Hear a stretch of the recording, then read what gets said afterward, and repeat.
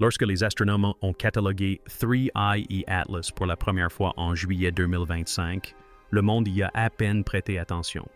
Après tout, il ne s'agissait que d'un voyageur interstellaire de plus, d'un débris cosmique errant dans l'immensité du vide interstellaire. Certes, c'était le troisième objet de ce type jamais observé, mais en apparence, rien de plus qu'un visiteur silencieux traversant le système solaire pour un aller simple. Puis, le télescope spatial James Webb, sans doute l'instrument le plus puissant que l'humanité ait jamais ouvert sur le cosmos, l'a pris pour cible. Et ce qu'il vit changea tout. Ce n'était pas simplement un rocher glacé réchauffé par le soleil. Au cœur même de l'Atlas, quelque chose brillait, non pas de façon aléatoire, non pas chaotique, mais rythmique, comme un pouls, comme un battement de cœur.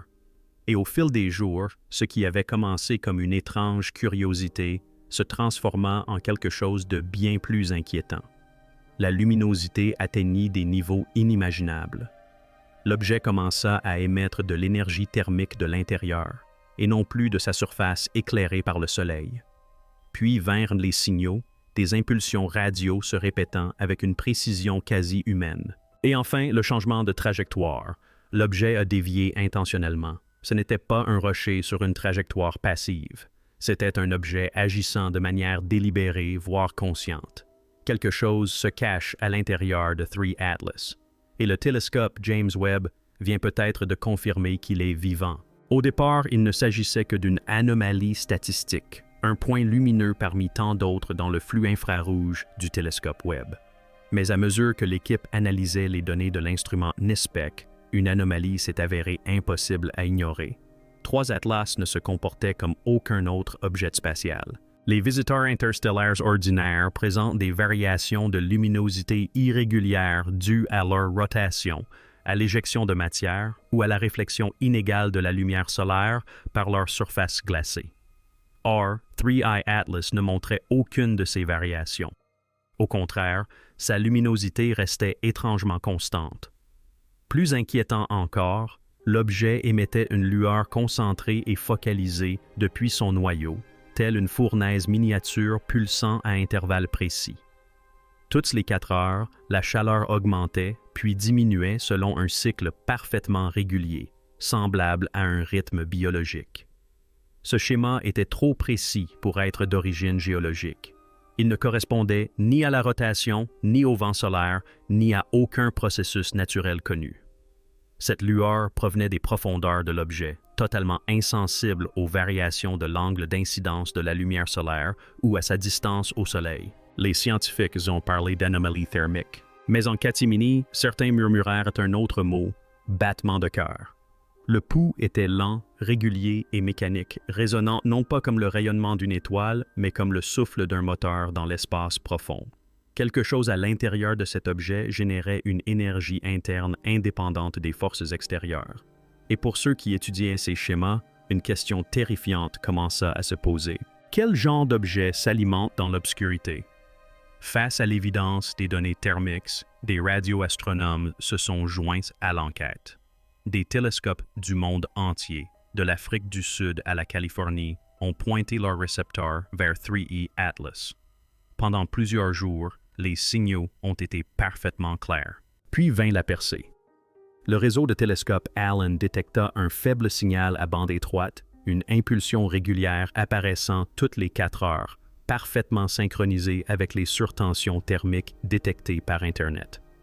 Au début, le scepticisme était de mise. S'agissait-il de bruit, d'un écho, d'interférences locales? Mais alors que les heures se muaient en nuit et les nuits en semaine, le signal demeurait imperturbable. Il était stable, précis et d'une persistance incroyable. L'impulsion n'était pas seulement présente, elle s'adaptait, présentant d'infimes variations en phase avec les fluctuations du vent solaire. Plusieurs installations ont confirmé le même schéma, écartant ainsi toute erreur d'équipement ou toute cause humaine, ainsi que la répétition. C'était trop parfait mathématiquement.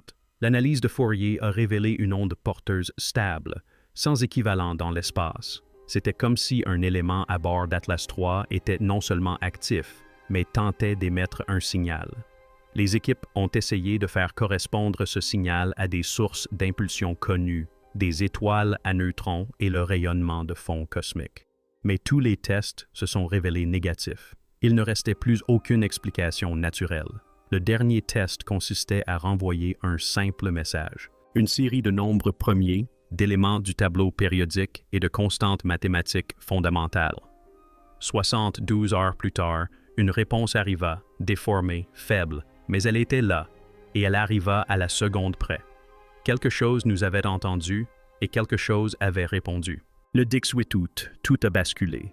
Le flux continu du site Internet a capturé une soudaine éruption de 3 Atlas. Une explosion d'énergie qui a accru la luminosité de l'objet de plus de 40% en moins d'une heure. Aucune comète ne se comporte ainsi, même lorsqu'elle projette des jets de vapeur ou de poussière. Mais le plus surprenant fut ce qui suivit. Un recalibrage de la trajectoire de l'objet révéla une correction de cap subtile mais indéniable. 3 Atlas ne dérivait plus. Il s'agissait d'une manœuvre de pilotage. Ce changement l'a rapproché du plan de l'écliptique du système solaire, l'alignant plus précisément avec les planètes telluriques. Les modélisateurs orbitaux de l'Agence spatiale européenne, dirigés par Marco Meccelli, ont relancé des simulations, tentant d'attribuer la manœuvre à un dégazage ou à d'autres processus physiques. Mais les calculs ne collaient pas. La poussée nécessaire à un tel changement était bien supérieure à celle que n'importe quel jet de gaz naturel pouvait produire.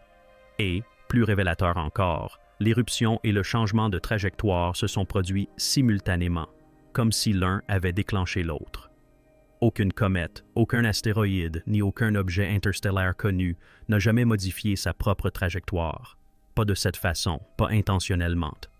Si quelque chose à bord de 3 Atlas réagissait à nous, à notre signal, à nos instruments, à notre présence, alors il ne s'agissait plus d'une simple observation. C'était une rencontre. Et quel que soit le dispositif qui pilotait cet objet, il venait d'effectuer son premier mouvement. Suite à l'éruption et au changement de trajectoire, l'attention s'est portée sur la composition de l'objet. L'analyse spectroscopique a été accélérée dans tous les grands observatoires. L'équipe de l'université Johns Hopkins, dirigée par Carey Liss, a commencé à analyser chaque longueur d'onde disponible. Leurs découvertes ont décuplé le mystère. Si des éléments cométaires communs comme la glace d'eau, le CO2 et le carbone étaient présents, ils étaient masqués par des raies d'absorption jamais observées auparavant dans la nature. Certaines indiquaient la présence d'alliages métalliques, notamment des terres rares utilisées dans la fabrication de pointes sur Terre. D'autres laissaient entrevoir des matériaux quantiques théorisés en laboratoire, mais jamais observés en dehors des publications de physique spéculative. Il ne s'agissait pas de composés cosmiques aléatoires. Ils avaient été conçus, structurés au niveau moléculaire pour se comporter d'une manière impossible pour les matériaux naturels. Certaines réflexions dans le spectre infrarouge imitaient les profils optiques de métamatériaux conçus pour courber la lumière, du même type que ceux utilisés dans les technologies furtives. En bref, 3 Atlas n'était pas simplement actif. Il ne se contentait pas de réagir. Il avait été construit avec un niveau de précision dépassant tout ce que l'humanité avait jamais produit. Et si les matériaux sont synthétiques et les signaux intentionnels, alors la question de la nature de 3 Atlas ne se pose plus. La question est maintenant de savoir qui l'a construit et pourquoi il est là. Pendant que l'analyse spectrométrique se poursuivait, les chercheurs du laboratoire spatial lointain de Caltech ont commencé à expérimenter avec cartographie passive du signal, consistant essentiellement à écouter simultanément 3 atlas sur plusieurs longueurs d'onde pour détecter toute résonance structurelle. Leur découverte a bouleversé la communauté scientifique. L'objet n'émettait pas seulement des impulsions radio. Sa masse entière se comportait comme une chambre de résonance. Toutes les quelques heures, un bourdonnement de basse fréquence se propageait dans les bandes X et micro-ondes et revenait sur Terre avec un délai trop régulier pour être aléatoire. Ce qui est encore plus troublant, c'est que lorsque le signal a été inversé, ralenti et superposé à un sonogramme de la parole humaine, il a produit des motifs étrangement similaires au langage. Non pas un langage connu, mais un langage structuré et intelligible, comme si quelque chose à l'intérieur de 3 Atlas imitait la communication, ou pire, écoutait et apprenait. Certains analystes pensent que l'objet ne se contente pas de réagir aux signaux. Il s'adapte, s'aligne sur la logique vibratoire de la transmission humaine, se préparant peut-être à parler d'une manière que nous pourrons enfin comprendre. Mais d'autres craignent une alternative plus effrayante. Ce que nous entendons pourrait ne pas être l'objet lui-même, mais quelque chose à l'intérieur, qui s'agite, s'éveille, se prépare à émerger. Une nouvelle série d'images infrarouges prises par le télescope spatial James Webb a révélé quelque chose d'encore plus déconcertant. Au cœur de la carte thermique de 3 Atlas, les scientifiques ont observé une structure interne en mouvement, non pas aléatoire ni fluide, mais en forme de spirale, tournant avec une régularité anormale. La spirale était dense, lisse et régulière comme construite. Son mouvement n'était pas une réaction comme on pourrait s'y attendre de débris se déplaçant à l'intérieur d'une masse en rotation. Il était autonome, tournant autour d'un axe qui restait stable même lorsque l'objet lui-même tournait librement dans l'espace.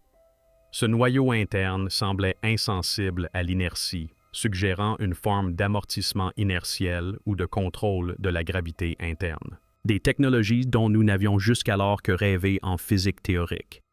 Plus troublant encore fut de constater que les dimensions des spirales suivaient un nombre d'or parfait, non pas une seule fois, mais de manière récursive à 3 échelles différentes.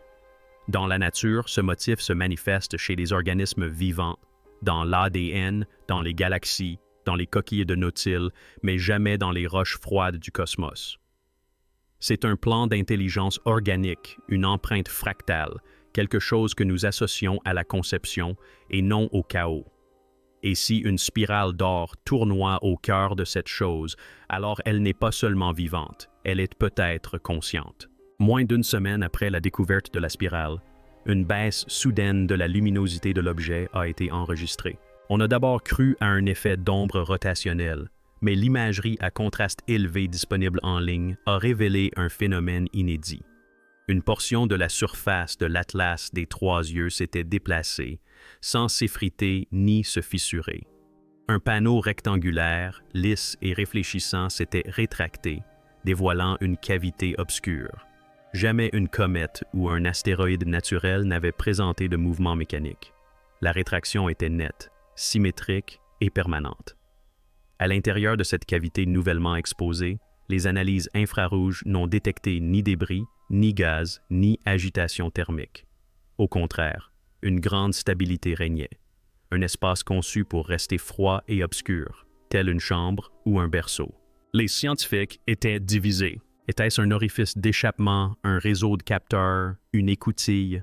Quoi qu'il en soit, il s'était ouvert vers la Terre. Et tandis que l'objet poursuivait sa route, cette ouverture restait rivée sur notre planète comme un œil, non pas passive, non observatrice, mais bien ciblée. Et à l'intérieur de cette cavité, une seconde pulsation commença à émerger. D'un timbre différent, plus lente, mais plus forte. Un second battement de cœur. Quelque chose d'autre s'était éveillé à l'intérieur. Comme si cela ne suffisait pas, le centre de recherche AS de la NASA a fait une ultime découverte qui a tout bouleversé. Grâce à une corrélation de données avancée entre les relevés du JWST et les bases de données spectrales terrestres, ils ont identifié des composés à l'état de traces dans le spectre d'émission de l'objet qui correspondaient à des biopolymères terrestres.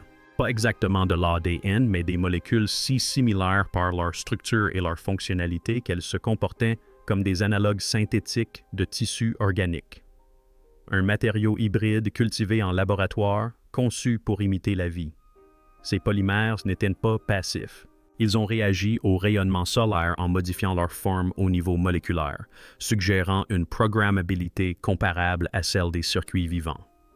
Nous n'avons fait que commencer à expérimenter ce phénomène sur Terre, dans des laboratoires de biotechnologie, mais 3 atlas en sont dotés. À l'intérieur de cet objet, la frontière entre biologie et ingénierie s'estompe complètement. Il n'est pas vivant au sens où nous l'entendons, ni une machine au sens où nous l'entendons. Il est les deux à la fois, ou peut-être quelque chose qui transcende les deux.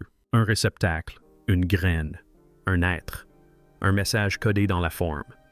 Et si ce message s'éveille maintenant, la question n'est plus de savoir ce qu'il contient, mais ce qui se passe lorsqu'il se libère. Il était désormais clair que 3 Atlas n'était pas un voyageur accidentel, mais la révélation la plus troublante survint alors. En combinant des données historiques sur les lentilles gravitationnelles avec des analyses de mouvements récentes, un groupe de physiciens indépendants a décelé un schéma subtil mais indéniable. La trajectoire actuelle de l'objet n'était pas unique. En réalité, un parcours quasi identique avait déjà été enregistré, non pas par des instruments humains, mais par d'anciennes formations géologiques sur Mars, sur Europe et même sur Terre. Des mégastructures comme les pyramides de Gizeh, les lignes de Nazca et les crêtes martiennes, longtemps considérées comme fortuites ou naturelles, présentaient des alignements mathématiques indiquant le vecteur précis que suit désormais Atlas. Il ne s'agissait pas d'une coïncidence. C'était comme si l'objet était déjà passé par là et que son arrivée avait été gravée dans la pierre par des civilisations disparues ou peut-être manipulées depuis longtemps. Les scientifiques ont commencé à parler de mémoire gravitationnelle, partant du principe que l'espace-temps lui-même conserve la mémoire du mouvement. Mais si cet objet était déjà passé par là, alors il ne fait pas que passer, il revient. Et la vraie question devient, que s'est-il passé la dernière fois? Dans un effort désespéré pour comprendre la nature de l'objet, les scientifiques ont tenté une expérience de la dernière chance. Ils ont utilisé le vaste réseau de carillons du Canada pour diffuser une impulsion de silence à large band vers 3 Atlas, une méthode conçue non pas pour communiquer, mais pour détecter une réponse du vide.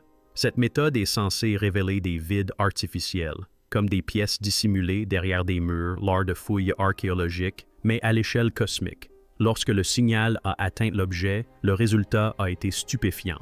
Pendant 6,3 secondes, 3 Atlas a absorbé toutes les fréquences détectables sans émettre la moindre trace. Ni réflexion, ni réfraction, juste un silence absolu. Puis, à la 7e seconde, il a émis une unique impulsion de retour qui correspondait exactement à une anomalie de 1977 connue sous le nom de signal WOW. Longtemps considéré comme le candidat le plus probable pour un contact extraterrestre, cet objet a révélé des implications dévastatrices. Soit il avait capté ce signal au fil du temps et l'avait rediffusé délibérément, soit il était la source originelle de la transmission. Soudain, ce que nous pensions être un voyageur transi de froid devint un possible point de contact initial, un fantôme rejouant son propre message. Mais si Atlas était l'émetteur, qui était le destinataire? Face à l'inquiétude grandissante des chercheurs les plus proches des données, un groupe de travail informel s'est formé, réunissant astrophysiciens, linguistes, exobiologistes et philosophes.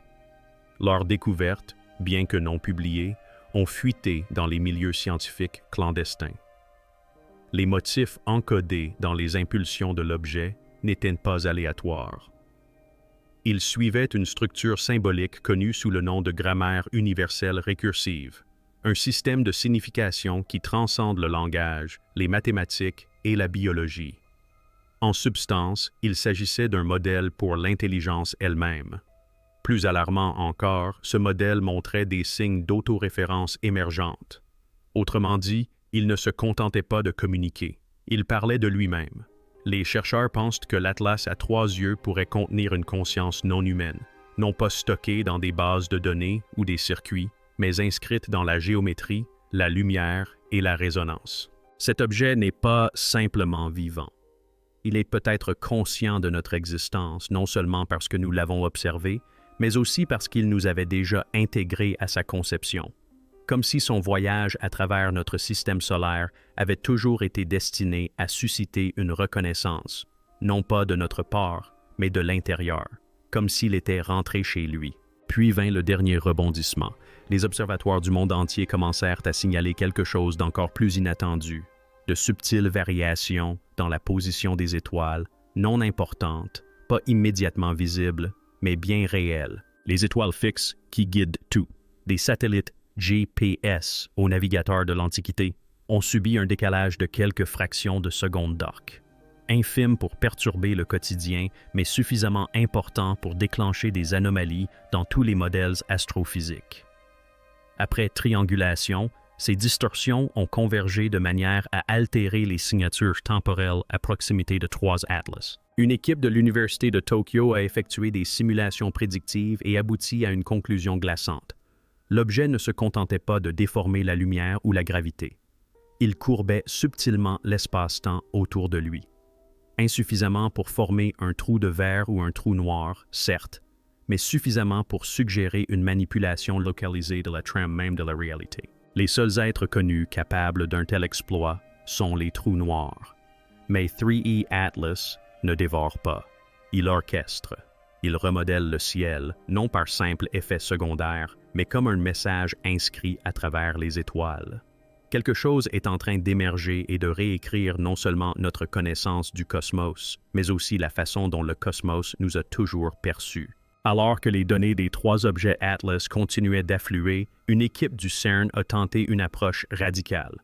Ils ont injecté des impulsions de signal dans ces objets à l'aide d'un modèle de résonance harmonique, généralement utilisé pour prédire la décohérence quantique lors de collisions de particules. Le résultat a stupéfié tout le monde. Les émissions des objets ont créé des structures harmoniques parfaites lorsqu'elles ont été projetées dans un espace de phase multidimensionnel, un phénomène qui ne se produit que dans des systèmes physiques extrêmement précis, comme les instruments de musique ou les horloges atomiques. Mais lors d'une session le 2 septembre, le signal s'est effondré en un bruit chaotique, avant de se reformer quelques secondes plus tard dans un mode harmonique entièrement nouveau. Il ne s'agissait pas d'un dysfonctionnement, mais d'une modulation, comme si l'objet avait détecté l'analyse et réagi en modifiant sa structure interne pour éviter toute reconnaissance de forme. Ce niveau de conscience n'est pas seulement réactif, il est adaptatif, à l'image d'une intelligence vivante protégeant ses secrets les plus profonds. Les chercheurs ont commencé à appeler ce moment le voile, car il s'agissait du premier indice que 3 atlas n'étaient pas simplement observés. Ils décidaient de ce que nous étions autorisés à voir. À mesure que la vitesse et la trajectoire de l'objet étaient affinées, un fait profondément troublant est apparu. Selon la mécanique orbitale et les contraintes astrophysiques connues, 3I Atlas aurait dû provenir d'une région de l'espace interstellaire située à près de 5 années-lumière. Or, compte tenu de sa vitesse et de sa trajectoire actuelle, il lui aurait fallu plus de 500 ans pour arriver jusqu'ici, à moins d'une accélération à un moment donné. Mais aucune preuve de décélération n'a été observée lors de son entrée dans le système solaire. Aucune source de carburant détectable, aucune queue ionique compatible avec une propulsion, rien. Le calcul était impossible, à moins que le temps lui-même n'ait été altéré. Une petite équipe du MIT a proposé une théorie audacieuse. 3I Atlas aurait pu utiliser la dilatation du temps pour traverser l'espace plus vite que la lumière, non pas en brisant la relativité, mais en la contournant. Cela en ferait non pas un simple visiteur d'un autre système stellaire, mais un voyageur temporel. Quelque chose qui a traversé le temps aussi facilement que l'espace. Et si cela s'est déjà produit, alors il a peut-être vu des civilisations naître et disparaître, y compris la nôtre. L'une des découvertes les plus inattendues est venue non pas d'un scientifique, mais d'une artiste, Lucia Fenn, sculptrice de données qui visualise des données astronomiques à l'aide d'algorithmes de rendu 3D. En traçant la géométrie structurelle de la résonance interne de l'objet à partir des données harmoniques précédentes, elle remarqua quelque chose qui la sidéra. Un motif géométrique récurrent ressemblant à un visage, non pas humain, mais symétrique, allongé et profondément étrange.